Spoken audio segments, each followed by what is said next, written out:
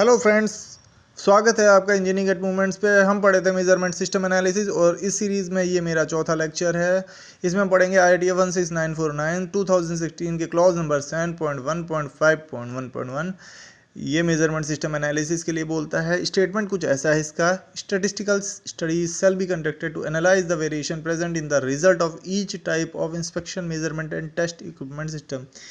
यानी statistical studies होनी चाहिए वेरिएशन को एनालाइज करने के लिए, जो कि इंस्पेक्शन मेजरमेंट और टेस्ट इक्विपमेंट सिस्टम से जो भी रिजल्ट आ रहे हैं उनके लिए कंडक्ट की जाए।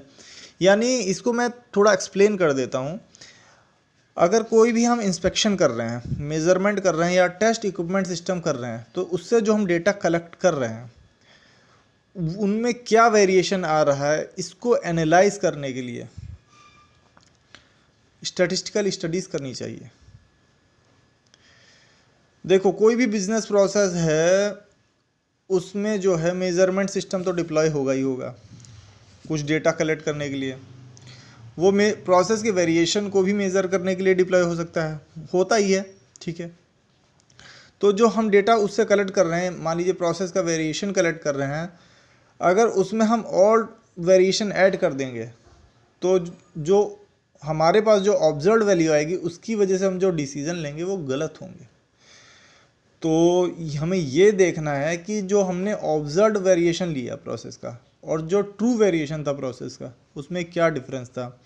अगर ये डिफरेंस कम से कम है तब तो हम उस डेटा के बेसिस पे डिसीजंस ले सकते हैं फर्दर, वरना हम डिसीजन नहीं ले सकते। वो डेटा हमारे लिए एक गलत डेटा की तरह है। तो ऑब्जर्व्ड वेरिएशन और ट्रू वेरिएशन के बीच का डिफरेंस कम से कम होना चाहिए। और ऑब्जर्व्ड वेरिएशन और ट्रू वेरिएशन के बीच के डिफरेंस को मेजरमेंट एरर कहते हैं। तो मेजरमेंट एरर जो है मेजरमेंट सिस्टम की वजह से आता है। ये मेजरमेंट एरर एक वेरिएशन है जो मेजरमेंट सिस्टम की वजह से आता है।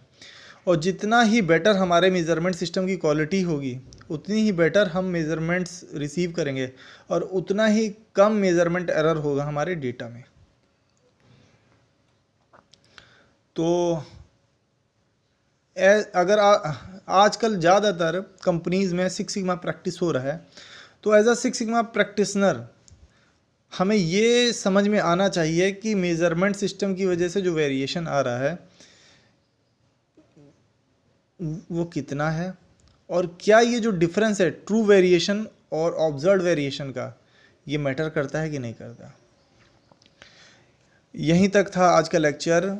आई होप आपको मेरा लेक्चर पसंद आया होगा। 3 चीज़ें ना भूलें: लाइक, सब्सक्राइब और शेयर करना। इस सीरीज़ में आपके लिए मैं और भी अच्छे वीडियोज़ लाता रहूँगा। Thank you.